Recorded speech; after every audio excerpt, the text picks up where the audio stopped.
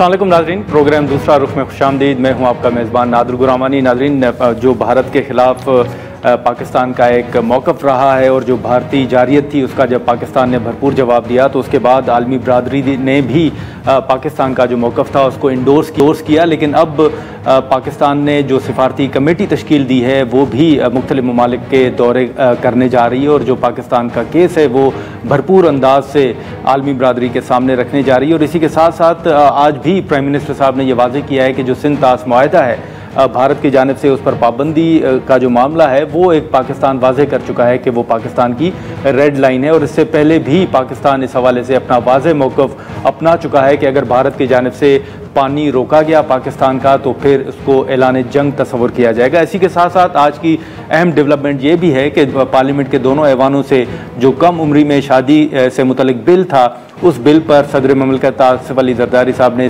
दस्तखत कर दिए हैं और इस बिल की JUIF ने मुखालफत की थी और इस्लामी नज़रियाती काउंसिल ने भी इस बिल की मुखालफत की थी। इसी के साथ साथ अब पाकिस्तान तहरीक इंसाफ से मुतल्लिक भी मामलात हैं, खान साहब की रिहाई के हवाले से, मखसूस नशस्तों के हवाले से उनके मुतालबात हैं। फिर आज जो पाकिस्तान तहरीक इंसाफ के 11 जो कारकुनान हैं और एक MNA अब्दुल लतीफ़ हैं उनको भी 9 मई के केसेस में सज़ा सुनाई गई है। अब मुख्तलिफ इशूज़ हैं, पाकिस्तान की जो स्ट्रेटजी है उस हवाले से हम गुफ्तगू करते हैं। वज़ीर ममलकत बराए कानून और इंसाफ बैरिस्टर अकील मलिक साहब हमारे साथ मौजूद हैं।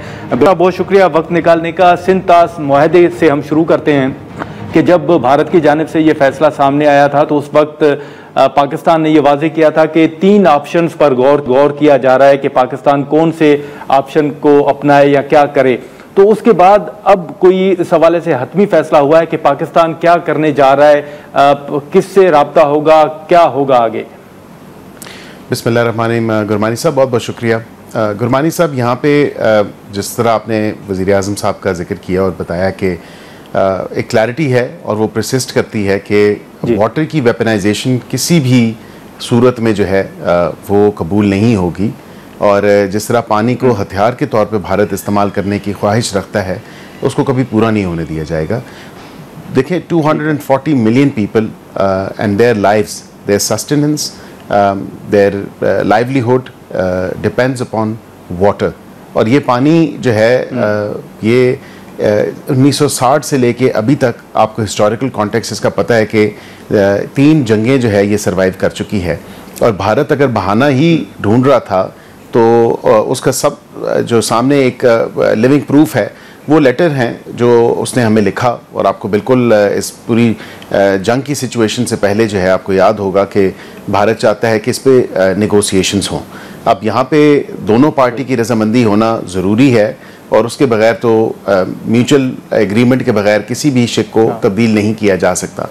उस पर भारत जो है फिल वक़्त इसको तो हम डिप्लोमेटिक फोरम पे या डिप्लोमेटिक फ्रंट पे और पूरी दुनिया में ये तमाम तर मामला हम उठा रहे हैं और बता रहे हैं बिल्कुल कि जिस तरह भारत इसको एज ए वेपन इस्तेमाल करने की कोशिश कर रहा है वो दुनिया पूरी का वर्ल्ड ऑर्डर डिस्टर्ब कर देगा। इस पे लीगल ऑप्शंस तो जो हैं वो ऑलरेडी मौजूद हैं और वो बिल्कुल उस प्रोसेस के साथ ही हैं। लेकिन अभी फ़िल वक़्त इसको डिप्लोमेटिक फ्रंट पे और किसी भी सूरत में ये हमारी रेड लाइन है कि इसको हम कभी भी नहीं होने देंगे कि भारत अगर पानी को हथियार के तौर पे इस्तेमाल करे तो ये पूरी, जिस तरह मैंने जिक्र किया कि पूरा एक दुनिया का जो वाटर शेयरिंग का निज़ाम है जो ममालिक के अपने बीच में है तो वो उसको एक पूरी तहस नहस करने वाली बात है या उसको डिस्टर्ब करने वाली बात है। ऐसा तो कोई भी लेकिन बैरिस्टर साहब, ये फिर हम ये कह सकते हैं कि सिफारती सतह पर अगर आप कोशिशें करते हैं, ये कमेटी भी जाती है तो पाकिस्तान इंतज़ार करेगा कि अगर सिफारती सतह पर इस मसले का कोई हल निकल जाता है, कोई दोस्त मुल्क इंटरवीन करता है और हल निकलता है तो well and good, otherwise Pakistan के पास कानूनी ऑप्शंस मौजूद हैं, फिर उन ऑप्शंस को इस्तेमाल किया जाएगा।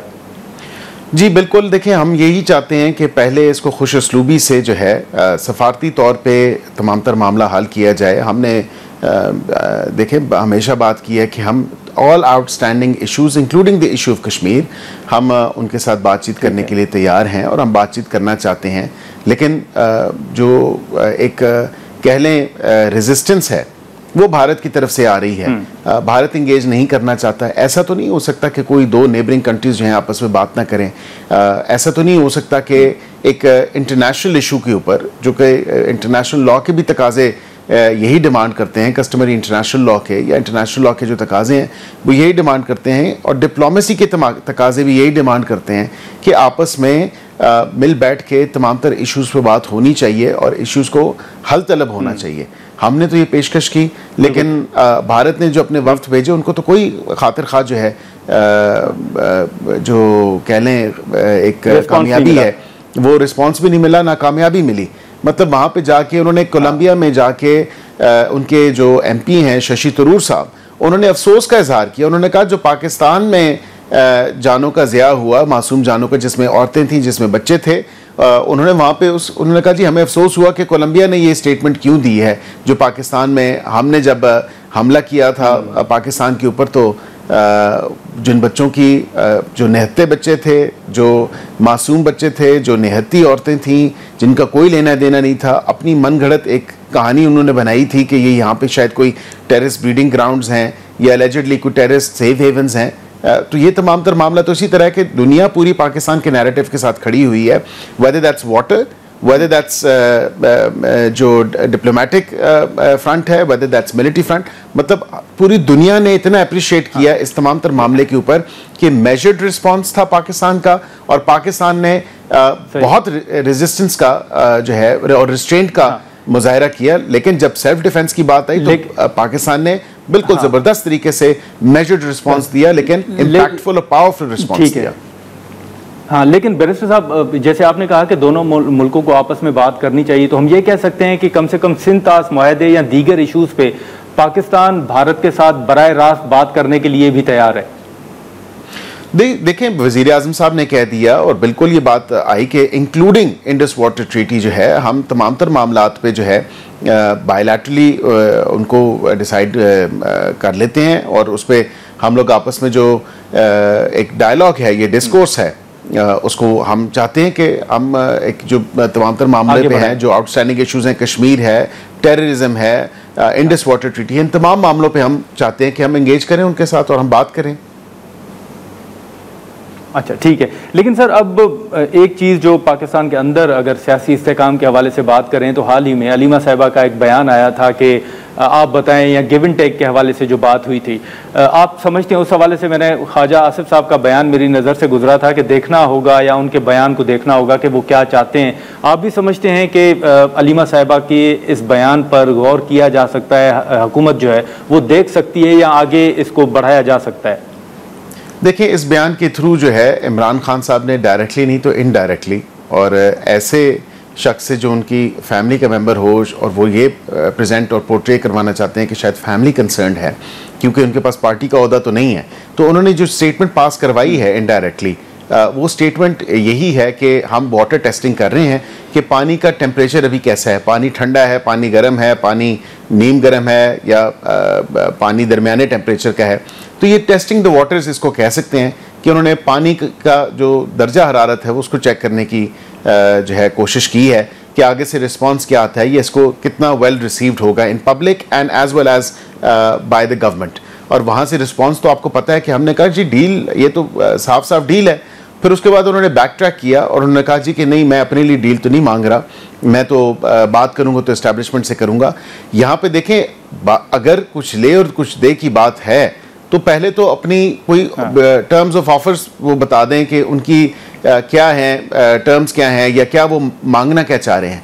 पहले they should show their, put their cards on the table, वो तो दिखाएं, फिर हम आपको बता सकते हैं कि जी हम उनकी डिमांड्स पूरी कर सकते हैं या नहीं कर सकते, कुछ ले और दे वाली थ्योरी के मुताबिक। नहीं सर, लेकिन आप कहते थे ना कि चलें पीटीआई से बात हम करना चाहते हैं, लेकिन वो बात नहीं करना चाहते, तो अब पीटीआई कह रही है कि हम कह रहे हैं कि आएँ बात करें, तो हुकूमत की तरफ से कोई रिस्पांस नहीं है। नहीं, रिस्पांस तो देखिए, अब रिस्पांस तो यही रिस्पांस है ना कि आप अगर बात करना चाहते हैं तो वो कमेटीज़ अभी भी, स्पीकर साहब ने तहलील नहीं की, कमेटीज़ अभी भी एग्जिस्ट कर रही हैं, उन्हीं कमेटीज़ को दोबारा फाल करें, रीएक्टिवेट करें उन कमेटीज़ को जो पार्लियामेंट के फोरम पे थी, जो तीसरी नशिस्त में बैठ के और चौथी में आप आए नहीं, तो वो एक फोरम मौजूद है। I think nobody has to do any laborious work. कोई कमेटीज़ नई सिरे से तश्कील देने की दोबारा मुतहरिक हो सकती है, वो कमेटीज़ दोबारा मुतहरिक हो सकती हैं अगर ये ख्वाहिश का इजहार पीटीआई की तरफ से किया जाता है कि कुछ ले और कुछ दे की बात है, तो फिर उन कमेटीज़ में आके बताएं कि ये है वो कुछ ले और कुछ दे की तमाम तर दास्तान जो हम आपके सामने रखना चाहते हैं, फिर उसको उस हिसाब से देखा जाएगा। तो क्या हुकूमत भी इस पोजीशन में है बैरिस्टर साहब के कुछ लो और कुछ दो के मामले को आगे बढ़ा सकती है? देखें, अब वो डिपेंड करता है ना कि वो क्या डिमांड्स रखते हैं, वो क्या सामने चीज़ आती है। हाँ। वो क्या एक ढांचा है जो वो पेश करना चाहते हैं, या उनकी क्या पॉइंट्स हैं वो जो सामने रखना चाहते हैं, जो वो हुकूमत से मांग रहे हैं। अगर वो इमरान खान की रिहाई है तो वो तो पॉसिबल नहीं है, क्योंकि वो तो अदालतों के थ्रू होनी है। अगर हुकूमत से एक्सपेक्ट किया जा रहा है कि हुकूमत प्रोसिक्यूशन से विड्रॉ करे, ऐसा भी पॉसिबल नहीं है, क्योंकि अब वो अपील स्टेज पे, इन एनी केस हम क्यों प्रोसिक्यूशन से विड्रॉ करें, क्योंकि एक सज़ा हुई है, एक अदालत है, कोर्ट ऑफ लॉ है, उसने सज़ा दी है। अगर वो समझते हैं कि कोई ऐसे पॉलिटिकल विक्टिमाइजेशन के केस हैं जो कोई अगर उनकी लिस्ट है जो वो समझते हैं कि नाजायज़ ना हक जो है हुकूमत ने कोई ऐसे केसेस बनाए, वो सामने रखें, हम उनको बिल्कुल रिकॉर्ड सामने रखेंगे। हम उनको बताएंगे कि फ़लाँ शख्स जो है फ़लाँ केस में मुलविस है, फ़लाँ जो है वो जगह पे, और फ़लाँ वक़ूआ जो हुआ जब कानून हाथ में लिया गया। अकील साहब, अब अगर आप देखें तो सुप्रीम कोर्ट के अंदर जो मखसूस नशिस्तों के हवाले से केस की समाअत है, अब वो तो ज़ाहिर मामला अब अदालत में ज़ेर समाअत है, उस पर कमेंट तो नहीं कर सकते, लेकिन जो पीटीआई के तहफ़्फ़ुज़ात हैं कि ये नशिस्तें कानूनी तौर पर पीटीआई की बनती हैं, जो सुप्रीम कोर्ट के रिमार्क्स हैं उसके तहत तो यह है कि जो पाकिस्तान तहरीक इंसाफ है वो तो इलेक्शन के दौरान जमात थी नहीं, वो तमाम इंडिपेंडेंट है। ये बतौर सीनियर कानूनदान आपको क्या नज़र आ रहा है बैरिस्टर साहब? देखिए गुरबानी साहब, अब वो कौन सा कानून है, ये कौन से कानून की शिक है, या कौन सी ऐसी कानूनी प्रोविजन है जिसमें पीटीआई समझती है कि ये सीटें उनकी हैं, क्योंकि पीटीआई ने तो ये चैलेंज नहीं किया था और बाद में जाके पार्टी बनी थी, वो भी कोर्ट की इंसिस्टेंस पे और उस वक्त की अदालत की इंसिस्टेंस पे। माज़रत के साथ मैं अपने कमेंट्स पे एब्सटेन करूंगा या उनको काफ़ी लिमिटेड रखूंगा इस तमाम तर मामले पे, जिस तरह आपने खुद अर्ज़ किया कि ये मामला अदालत में है और 16 जून को इसकी आइंदा तारीख पेशी है। मैं समझता हूँ कि जून के आखिर तक तो कम से कम ये मामला हल हो जाना चाहिए, और होना भी चाहिए, क्योंकि बहुत ज़्यादा टाइम हो चुका है इस तमाम तर मामले के ऊपर। अब वो पीटीआई की कौन सी ऐसी लीगल प्रोविज़न है जिससे वो समझते हैं कि ये हमें सपोर्ट मिलती है, क्योंकि वहाँ पे तो प्रोपोर्शनल रिप्रेजेंटेशन के ऊपर बात की जा रही है, और पीटीआई तो पार्लियामेंट के अंदर मौजूद नहीं है। अगर मौजूद है तो वो सुन्नी इत्तेहाद काउंसिल मौजूद है, तो प्रोपोर्शनल रिप्रेजेंटेशन का जो फॉर्मूला है या जो कॉन्सेप्ट है या जो कॉन्स्टिट्यूशनल प्रोविज़न है, उसको देखते हुए तो वो सुन्नी इत्तेहाद काउंसिल की, और वो बनेंगी भी जो प्रोपोर्शनल रिप्रेजेंटेशन के फॉर्मूले के ऊपर, तो वो कम से कम देखना पड़ेगा कि कौन सी जमात है जो पार्लियामेंट के अंदर मौजूद है और कौन सी जमात है जो पार्लियामेंट के अंदर मौजूद नहीं है। तो सीटों का तनासब तो मेरे ख्याल से तो कंप्लीट जस्टिस वाला जो कॉन्सेप्ट दिया गया था वो ओवर एंड अबव जो है वो किसी सिचुएशन में जाके, ऐसी सिचुएशन में जाके अप्लाई और इम्प्लीमेंट किया गया है, जिसमें मैं समझता हूँ कि उसकी कभी आपको हिस्टोरिकल पर्सपेक्टिव में या लीगल प्रेसिडेंट्स में आपको उसकी शुनील नहीं मिलती। लेकिन सर, अब एक अहम मसला ये भी तो है कि सेनेट के अंदर जो खैबर पख्तूनख्वा के इलेक्शन नहीं हुए अभी तक, उनकी नुमाइंदगी एक सूबे की नहीं है, उस हवाले से बड़ी इस वक्त खामोशी है।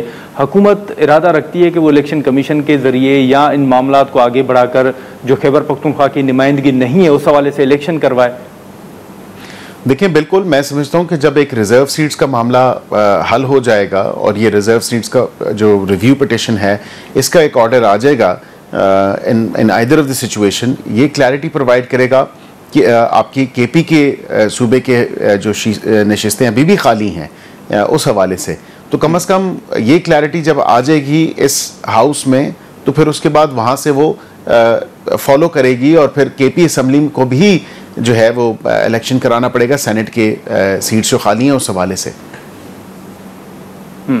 लेकिन सर, अब ये जो 26वीं आईनी तरमीम के बाद चीफ इलेक्शन कमिश्नर को कंटिन्यू करने का कहा गया था, अब इस तरमीम के तहत आपकी नज़र में वो कितना अरसा मजीद कंटिन्यू कर सकते हैं, या नए चीफ इलेक्शन कमिश्नर के हवाले से कोई बातचीत हुई है, कोई नामों पर गौर हो रहा है?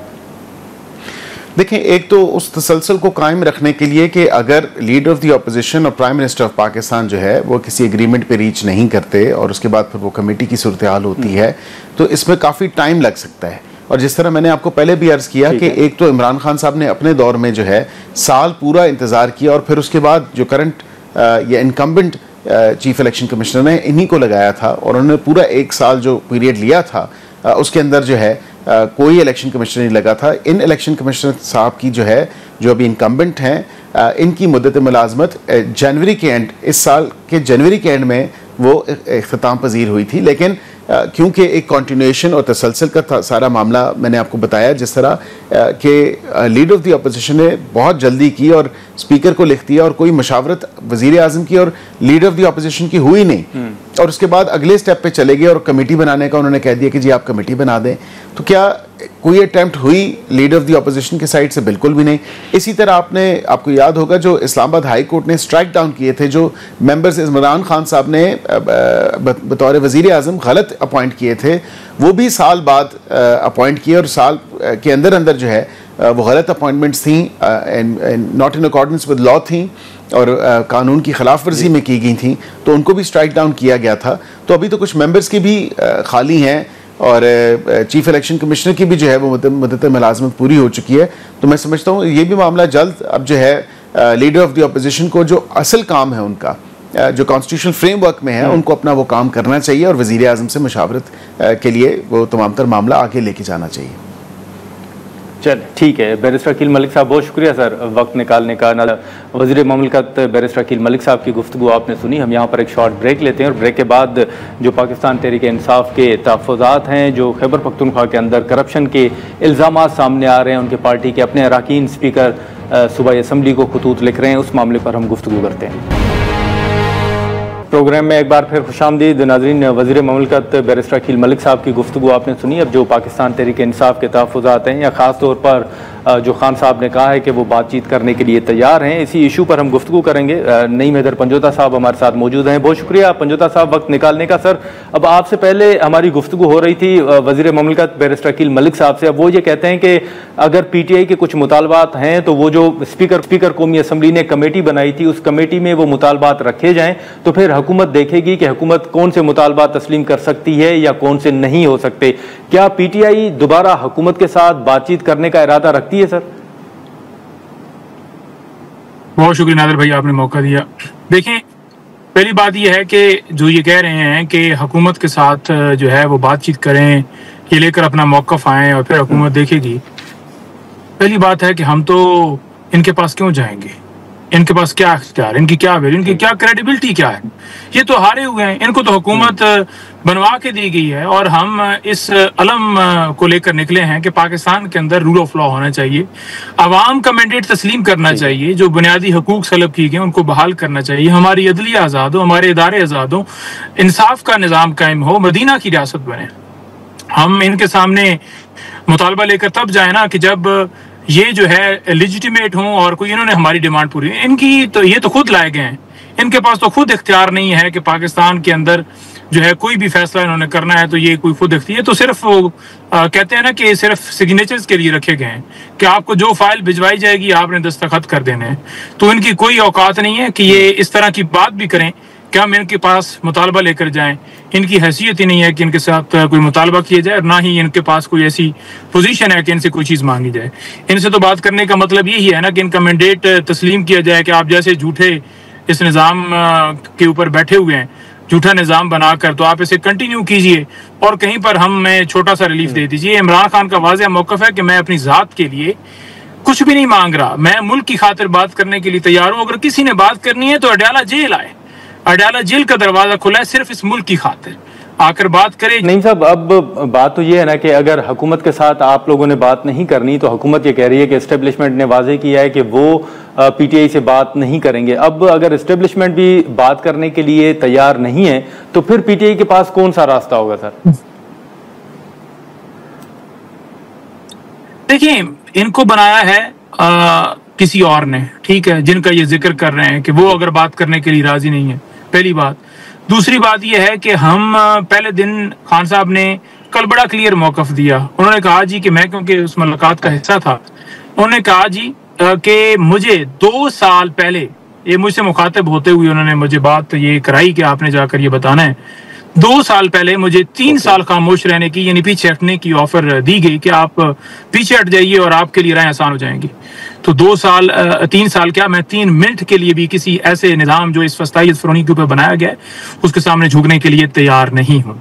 9 मई पे माफी मांगने का कह रहे हैं। उन्होंने कहा जी कि 9 मई जिन्होंने कराया है वो माफी मांगे, जिन्होंने एक साबिक वजीर आजम को अगवा किया, लोगों पर तशद्दुद किया, चादर चारदीवारी का तकद्दुस पामाल किया, जो घरों में घुसे, जिन्होंने प्रेस कॉन्फ्रेंस करवाई, जिन्होंने पाकिस्तान के अंदर फस्ताईद के निज़ाम को बढ़ाया, जिन्होंने इलेक्शन चुराया, जिन्होंने अवाम के मैंडेट को तस्लीम नहीं किया, जिन्होंने 26वीं तरमीम की, जिन्होंने जो पीक एक्ट लेकर आया कि कोई बोल ना सके, तो वो मांगे माफी, मुझसे मांगे, क्योंकि उन्होंने हमारे साथ किया है। और अगर आप सच्ची हैं तो सीसीटीवी फुटेज लेकर आ जाएं, तो उनका तो मौकफ ये है।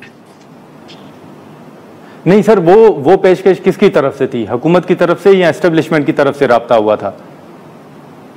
नहीं, एस्टेब्लिशमेंट की तरफ से पेशकश थी ना। हुकूमत के पास क्या अख्तियार है, इनकी क्या औकात है? ये तो फॉर्म 47 वाले हैं, ये तो कठपुतलियां हैं।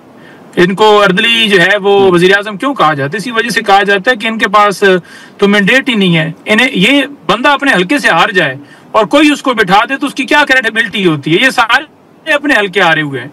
17 सीटों से 180 सीटें लेकर जाना जो है वो ही करवा सकते हैं ना जिनके पास इख्तियार है। हालांकि वो इख्तियार उनके पास नहीं है, लेकिन उन्होंने एक झूठ का निज़ाम बनाया, तो हम उसी के खिलाफ हैं कि ये पाकिस्तान जो है वो पाकिस्तान के आइन और कानून के मुताबिक चलना चाहिए, किसी की मंशा के मुताबिक नहीं चलना चाहिए। तो ये है जी मौका। लेकिन नईम साहब, आपको नहीं लगता कि इस वक्त भारत के साथ जंग में भरपूर कामयाबी के बाद इस वक्त मौजूदा हुकूमत जो है वो ज़्यादा मजबूत हो गई है? जो एक नैरेटिव पहले था हुकूमत के मुताबिक के, जो पीटीआई ने एक नैरेटिव बनाया था, वो नैरेटिव शायद हुकूमत के मुताबिक ख़त्म हो चुका है। नहीं, देखें, शहबाज शरीफ नहीं जीता ना नवाज शरीफ जीता है। नवाज शरीफ तो पता है आपको खामोश रहा, वो तो बोले नहीं है मोदी के खिलाफ, क्योंकि वो यार है मोदी का और मोदी उनके घर में आता है, शादियों में आता है। और मरियम भी नहीं बोली क्योंकि उसको वो अंकल कहती हैं मोदी को। तो बोला है तो सिर्फ इमरान खान बोला है, पाकिस्तान की अवाम बोली है, पाकिस्तान की अवाम ने साथ दिया है अपने अफवाज पाकिस्तान का, अपनी फिजाइया का। तो उन्होंने नौजवानों को सपोर्ट किया है। तो डेफिनेटली जो हमारे सिपाही है उन्होंने लड़ना होता है, जो हमारे फौजी हैं उन्होंने लड़ना होता है। ये फौज जो है ये हमारी है, ये पाकिस्तान हमारा है और पाकिस्तान की अवाम में इसी फौज के अंदर लोग भर्ती हुए हैं, तो उनका ही काम है दिफा का। और उन्होंने वो लड़े हैं, वो शहबाज शरीफ नहीं लड़ा, ना ही उसकी कोई हैसियत थी। उससे तो एक बयान नहीं दिया गया, उनके सरबराह नून लीग की उससे एक बयान नहीं दिया गया। आपने देखा कि जरदारी खामोश रहा जब नौजवानों की जो है वो जो शहीद हुए उनको या जख्मियों को पूछने के लिए तस्वीरें बनाने तो चला गया, लेकिन क्या मोदी के खिलाफ कोई बयान दिया? नहीं दिया है, तो सिर्फ इमरान खान ने दिया है। नाज़रीन, यहाँ पर एक शॉर्ट ब्रेक लेते हैं और ब्रेक के बाद यहीं से गुफ्तगू को आगे बढ़ाते हैं। प्रोग्राम में एक बार फिर खुशामदीद। नईम साहब, ये जो अलीमा साहिबा का एक बयान था कुछ लो और कुछ दो का, जिसकी वजाहत भी की गई बैरिस्टर गौहर साहब की जानिब से, लेकिन खान साहब ने अपनी मुलाकात में इस बयान का या ऐसी किसी चीज़ का जिक्र किया कि अगर मुज़ाकरात होंगे तो फिर इन शराइत पर होंगे, ये देना होगा और ये लेना होगा? जो अलीमा खानम साहिबा ने बात की थी गिव एंड टेक के हवाले से, उसको आप ये कह लें कि अल्फाज के अंदर, अदायगी के अंदर जो है वो आपको शायद ऐसे समझ आई कि वो कह रही हैं कि जो कुछ आप मांगते हैं हम देने के लिए तैयार हैं। तो उन्होंने कहा जी कि हमें पीछे हटने का कहा गया ना, या माफी मांगने का खान साहब ने कहा, तो ये दोनों चीजें, तो मैं 3 मिनट के लिए पीछे नहीं हो सकता और माफी वो मांगे जिन्होंने किया है, तो बात खत्म हो गई। फिर अब बात ये रहेगी कि हम कह रहे हैं कि रूल ऑफ लॉ होना चाहिए पाकिस्तान के अंदर। इस वक्त ना रूल ऑफ लॉ है ना ही अखलाकियात है पाकिस्तान के अंदर, क्योंकि मुआशरा आपका इन दो बुनियादों के ऊपर कायम होता है। तो ये दो चीजें हैं ही नहीं, तो फिर क्या बचता है? कल खान साहब ने मुलाकात के अंदर ये भी जिक्र किया, उन्होंने कहा जी कि 26वीं तरमीम जो है उसके दो जो रीजंस थी, उसकी 2 वजूहात थी जिसकी वजह से ये की गई। एक ये था कि इलेक्शन जो फ्रॉड किया गया है उसको बचाया जाए। दूसरा इनका मकसद ये था 26वीं तरमीम का कि हमें जो है जेलों में रखा जाए, बुनियादी इंसानी हकूक सलब किए जाए। उन्होंने कहा कि अब पूरी कौम जो है वो अदलिया की तरफ देख रही है कि वो इंसाफ फराम करे, और अगर इंसाफ फराम नहीं करते तो अदलिया को कसूरवार ठहराया जाएगा हिस्ट्री के अंदर कि आपने इंसाफ नहीं फराम किया। अब आपके ऊपर डिपेंड करता है कि आपने जस्टिस मुनीर बनना है, काजी फाइज सा बनना है, या एक आज़ाद जज बन के इंसाफ का निज़ाम कायम करना है। तो वो तो क्लियर मुकर्रर। मैं ये बात आपको वाज़ेह नाज़र साहब कह दूं कि खान साहब इस वक्त इस पोजीशन के अंदर हैं कि वो चाहते हैं कि पाकिस्तान की आवाम का जो मुकदमा लड़ रहे हैं वो हमने डील करके अपने लिए कुछ नहीं, ना हमने कभी ये सोचा है और ना ही हमने ऐसा करना है। तो जो हमारा काज है उस काज को आगे लेकर बढ़ाना है, क्योंकि ये इस बात पे आमादा नहीं है, क्योंकि हम तो मुल्क की खातिर करने के लिए तैयार हैं कि एक तरफ मोदी जो है वो दोबारा वार करने की ताक में बैठा हुआ है, दूसरा पाकिस्तान के अंदर अमन जो है वो खराब है, दहशतगर्दी आए रोज धमाके हो रहे हैं। तो तीसरा उन्होंने कहा कि मईशत हमारी डूब रही है। हम इन 3 वजूहात की बुनियाद के ऊपर बात करने के ऊपर आमादा हुए, और अगर ये बात पे आमादा नहीं हो रहा है या नहीं समझते, हम तो मुल्क की खातिर कर रहे हैं, तो फिर आप इनको कसूरवार ठहराइए कि इसका ये मौजब है। और हमारे पास क्योंकि अदालती जो निज़ाम 26वीं तरमीम के बाद खत्म किया गया है, तो हम एहतजाज की तरफ बढ़ेंगे आगे, और इंशाअल्लाह ताला इमरान खान साहब जल्द ही एहतजाज की कॉल जो है वो देने वाले हैं, और पूरे मुल्क के अंदर जो है वो तहरीक का आगाज होगा। कल कुछ खान साहब ने बातें मुझे बताई जो कि मैंने पार्टी को बता दी कि खान साहब क्या स्ट्रेटजी रखते हैं। इंशाअल्लाह ताला आप देखेंगे कि आने वाले दिनों के अंदर जो है हम अपनी जो मज़ामत का रास्ता है वो एहतजाज का पुरअमन तरीके से वो हम आगे लेकर बढ़ेंगे, और अपने हुकूक के लिए पाकिस्तान और जितनी इंटरनेशनल ऑर्गेनाइजेशंस हैं, जितने ममालिक हैं, उनके सामने ये मुकदमा रखेंगे कि पाकिस्तान के अंदर किस तरह आइन कानून को पामाल किया गया और जमहूरियत को डीरेल किया गया। लेकिन नईम साहब, कल क्या खान साहब ने यह भी वाज़ेह किया है कि ये तहरीक होगी क्या, स्ट्रेटजी होगी क्या, इस्लामाबाद की तरफ आना है या मुल्क के चारों सूबों में तमाम इलाकों में एहतजाज कर रहे हैं? और दूसरा जो अहम बात, एक सवाल उठाया जा रहा था माजी की क़यादत के हवाले से, तो इस मरतबा अगर तहरीक शुरू होती है तो फिर उसको लीड कौन करेगा, कौन क़यादत करेगा? देखिए, खान साहब ने बड़ा वाज़ेह कहा है कि उन्होंने कहा है कि जो हमारे ओहदेदार हैं जो उस ओहदे के ऊपर परफॉर्म नहीं कर सकते, वो अपना फैसला कर लें और खुद को उससे अलहदा कर लें। तो इस बात से, इस नुक्ते से खान साहब का जो मौका वाज़ेह नजर आता है कि वो चाहते हैं कि जिस तरह जो है मैं, हमारा खानदान और जिस तरह लोग जेलों में मुसीबतें बर्दाश्त कर रहे हैं, मुश्किलात बर्दाश्त कर रहे हैं, तो कोई भी इस चीज़ से ना घबराए। जो इस तहरीक का हिस्सा बनना चाहता है वो दलेरी से हमारे इस मौक़िफ़ को सपोर्ट करे, बुज़दिल लोगों की ज़रूरत नहीं है। तो इस मौक़िफ़ से खान साहब का क्लियर मौक़िफ़ नजर आता है कि खान साहब इस वक्त भरपूर की पोजीशन के अंदर हैं और वो करना चाहते हैं, और आवाज एहतजाज के जरिए, क्योंकि अदालतें बंद हो चुकी हैं, तो ये है। दूसरी ये चीज है कि खान साहब ने ये खान साहब का इशारा जो था, आपने क्या महसूस किया कि ये खान साहब का इशारा किसकी तरफ है? क्योंकि माजी में जो एहतजाजी तहरीक चली, जब आप डी चौक पर आए तो आपके इल्म में है कि कौन कौन से रहनुमा थे, कौन कौन डी चौक पर नहीं पहुंचा था, तो आपने क्या महसूस किया कि खान साहब का इशारा किसकी तरफ है? देखिए, ऐसे वो इल्ज़ाम लगाना होगा। खान साहब ने कहा कि मुझे पीछे भी वाज़ेह अच्छी तरह पता है कि कौन क्या, किस तरह का क्या रोल रहा है। उन्होंने कहा कि जो विकेट की दोनों तरफ खेलते हैं उनके लिए जो है वो बिल्कुल कोई गुंजाइश नहीं है। अब वो सिलसिला जो है वो बंद होना चाहिए। वो डिसाइड कर लें कि आपने हमारे इस मौक़िफ़ को, जो हमारा नजरिया है, उसको साथ लेकर चलना है या दोनों तरफ खेलना है। तो दोनों तरफ खेलने वालों का जो आगे फ्यूचर है वो बिल्कुल, उन्होंने कहा है कि उसके अंदर तारीख है, वो बिल्कुल अंधेरे के अंदर है। उनसे खान साहब खुद अलहदगी इख्तियार कर लेंगे। और दूसरा, खान साहब ने जो कहा है कि एहतजाज का तरीकाकार क्या होगा, उन्होंने कहा है कि एक तो इस्लामाबाद हमने नहीं आना क्योंकि ये गोलियां चलाते हैं, स्नाइपर्स बिठाते हैं। खान साहब ने मुल्क के अंदर, पूरे मुल्क के अंदर जो है तहरीक का बताया। कुछ उन्होंने मुझे बातें बताई हैं जो हमारी इंटरनल हैं, वो मुझे उन्होंने शेयर की हैं, और मैंने आगे पार्टी तक बता दिए कि किस तरीके कार से हमने इसको आगे लेकर चलना है। और इंशाअल्लाह ताला आने वाले दिनों के अंदर जब खान साहब कहेंगे तो हम उसको ओपन भी कर देंगे। जी नहीं नईम साहब, लेकिन आप पहले तो पीटीआई का ये मौक़िफ़ रहा था ना कि अब अगर तहरीक शुरू होगी और हम इस्लामाबाद की तरफ आएंगे तो हम अपने तहफ़्फ़ुज़ के लिए इंतज़ामात जो हैं वो करके आएंगे। तो अब ये हतमी फैसला है कि अभी जो तहरीक शुरू होगी आप लोग इस्लामाबाद की तरफ नहीं आएंगे। देखें, ये जो तहरीक होगी ना, ये इस्लामाबाद जो डी चौक वाला पहले तरीक़ाकार अडॉप्ट किया गया ना, उससे बहुत ज़्यादा ताकतवर होगी। और इस तहरीक से जो स्ट्रेटजी खान साहब ने बताई है, इसके ज़रिए जो है आप देखेंगे कि हमारे जो मुतालबात हैं आइन और कानून की बालादस्ती के, हमारे कैदी रिहा होने चाहिए, हमारे जितनी भी पॉलिटिकल विक्टिमाइजेशन, बुनियादी हकूक बहाल होने चाहिए। जो कुछ आज 26वीं तरमीम और ये सारा एक ढोंग रचाया गया, मिलिट्री ट्रायल, ये वो पीक एक्ट, तो ये तमाम जो हमारे मुतालबात हैं मैंडेट वाला, ये सारे के सारे इंशाअल्लाह ताला उस तहरीक के अंदर के बाद जो है वो पूरे होंगे। क्योंकि उस तहरीक का जो मकसद होगा, जो उसका आगाज होगा, उसके बाद उस तहरीक को ख़त्म नहीं किया जाएगा। वो तहरीक आगे चलेगी और उस तहरीक का इख्तिताम हमारे मुतालबात के साथ होगा, उसके अलावा नहीं होगा। तो ये एक यूँ समझ लें कि आप, वो फाइनल कॉल थी और ये तहरीक जो है वो ये फाइनल तहरीक है, आप यूँ समझ लें। ओके, चल ठीक है नईम साहब, बहुत शुक्रिया सर वक्त निकाला। नाज़रीन, नईम हैदर पंजोता साहब की गुफ्तगू आपने सुनी और उन्होंने वाज़ेह किया कि अब जो तहरीक पीटीआई हुकूमत के खिलाफ शुरू करने जा रही है वो मुल्क गिर तहरीक होगी। पीटीआई इस्लामाबाद की तरफ नहीं आएगी, लेकिन फाइनल कॉल के बाद अब पीटीआई की ये जो तहरीक होगी ये फाइनल तहरीक होगी। हम यहाँ पर एक शॉर्ट ब्रेक लेते हैं और ब्रेक के बाद जो आज सदर साहब ने बिल की मंजूरी दी है उस इशू पर हम गुफ्तगू करते हैं। प्रोग्राम में एक बार फिर खुशामदीद नाज़रीन। जो आज की अहम डेवलपमेंट है कि हाल ही में जो पार्लियामेंट के दोनों ऐवानों से ख़ास तौर पर जो कम उम्र बच्चों की शादी है, ख़ास तौर पर 18 साल से कम उम्र बच्चों की शादी की ममानियत से मुतलिक जो बिल था वो पार्लियामेंट के दोनों ऐवानों ने मंजूर किया था और आज सदर साहब ने उस बिल की मंजूरी भी दे रखी है। इसी के साथ साथ अगर बात करें तो सेनेटर कामरान मुर्तज़ा साहब ने ऐवान के अंदर भी ये बात की थी और ये एक करारदाद भी मूव की थी कि इस्लामी नज़रियाती काउंसिल से भी राय ली जाए। उसके बाद इस्लामी नज़रियाती काउंसिल का जो फैसला है वो भी हमारे सामने है कि उन्होंने इस बिल की मुखालफत की थी।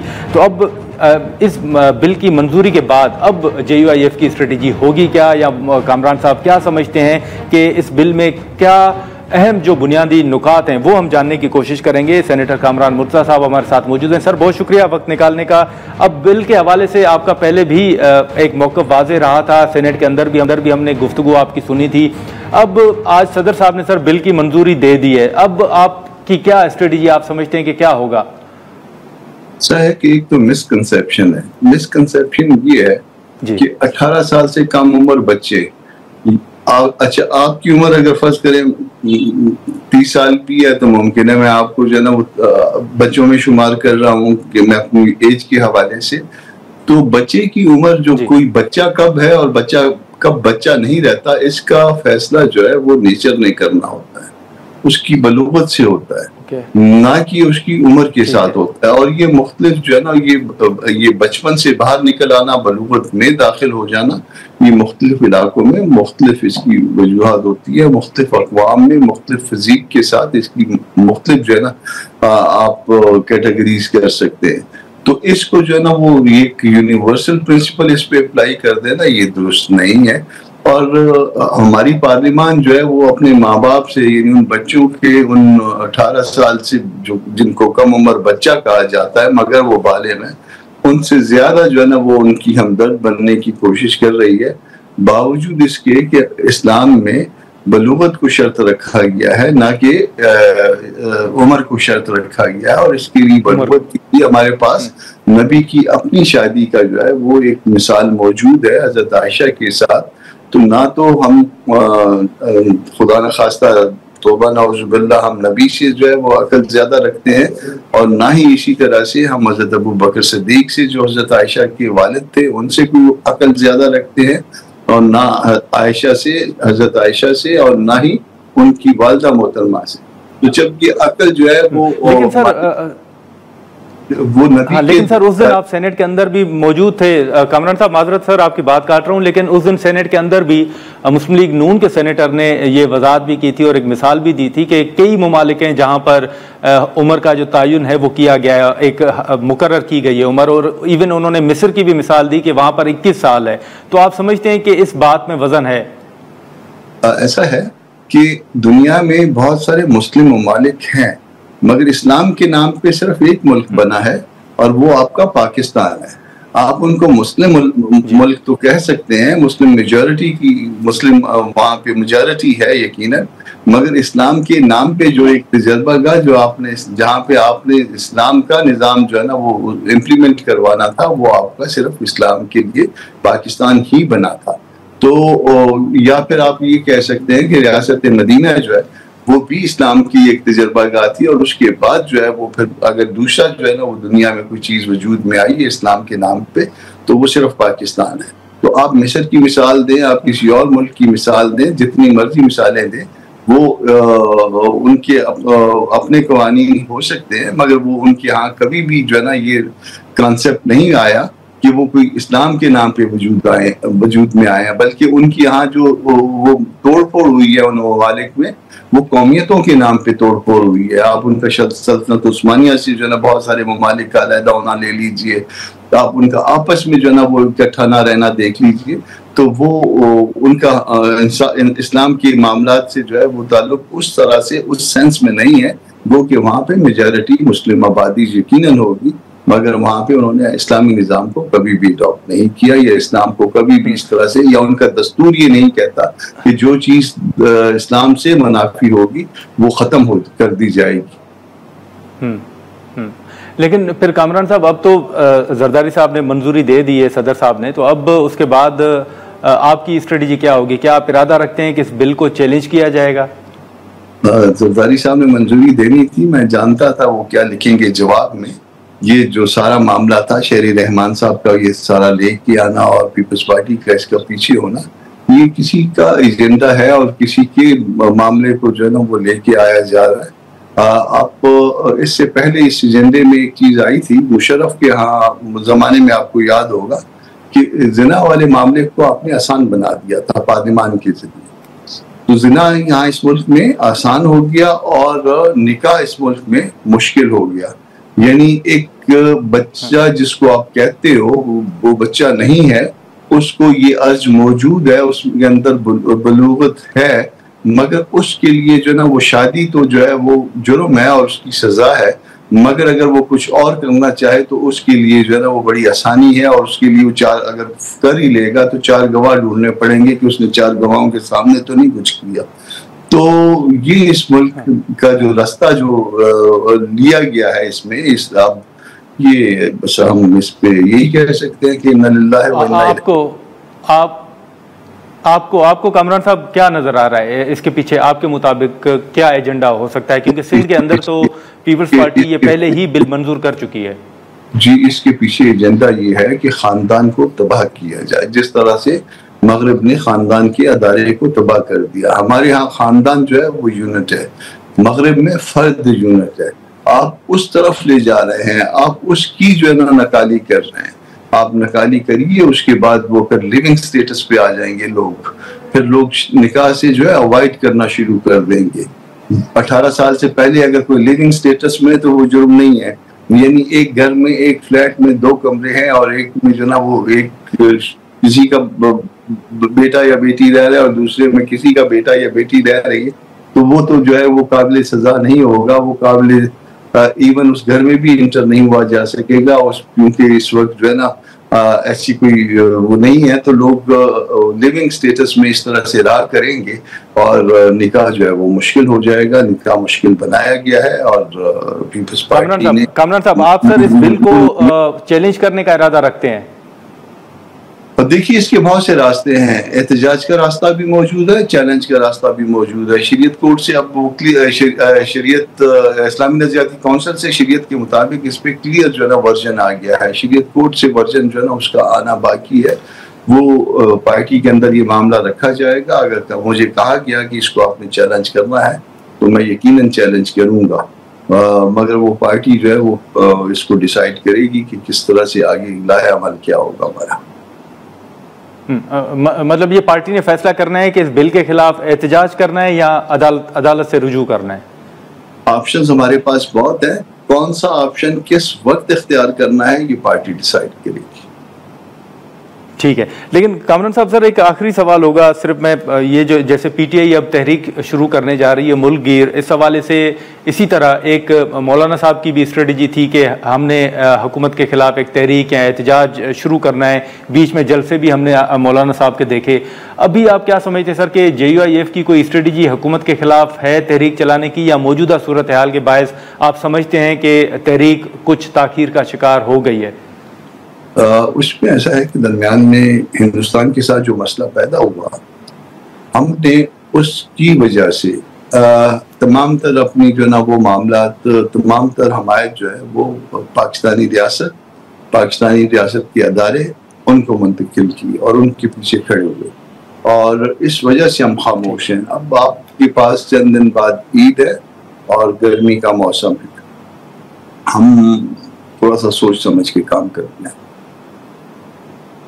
चल ठीक है कामरान साहब, बहुत शुक्रिया सर वक्त निकालने का। नाज़रीन, कामरान मुर्तज़ा साहब की गुफ्तगू आपने सुनी। अब उन्होंने बिल के हवाले से वाज़े तौर पर अपना मौक़िफ़ जो पहले उन्होंने रखा, अभी भी अपना उन्होंने मौक़िफ़ जो है वो दोहराया है और ये वाज़े किया है कि अब सदर साहब की बिल की मंजूरी के बाद का जो मामला है वो पार्टी के सामने रखा जाएगा और पार्टी के पास एहतजाज का ऑप्शन भी मौजूद है और एहतजाज समेत अदालत से रुजू करने के अलावा बाकी ऑप्शन भी मौजूद हैं और ये पार्टी ने फैसला करना है कि पार्टी कौन सा ऑप्शन जो है वो इस्तेमाल करने जा रही है। आज के प्रोग्राम में इतना ही, इजाज़त दीजिए, अल्लाह हाफ़िज़।